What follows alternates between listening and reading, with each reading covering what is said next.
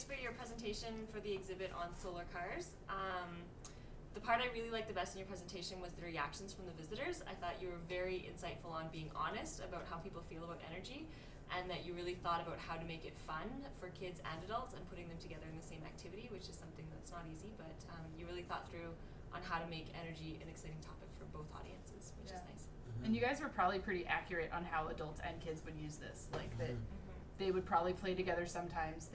Kids would mostly be playing, adults would probably be looking at examples. Also, your examples were rad. Yeah. And good job with that. One thing that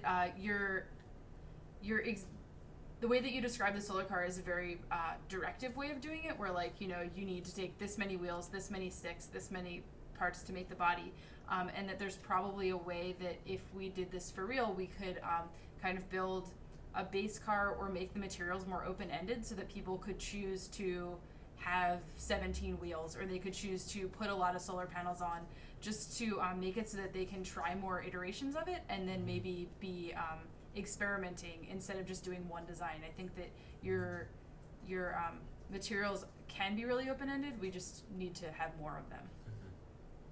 And I think that's something that we learned. We used to do some solar car stuff with grade 4s, and we thought through how we can make it better.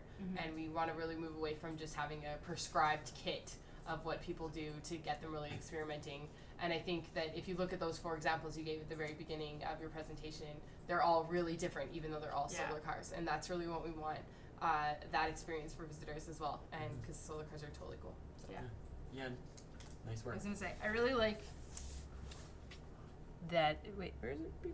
That example. Like, I think that's really cool. I like how you have like super like smooth one, but then also kind of like hacked one that like somebody looks like they made out of their bike.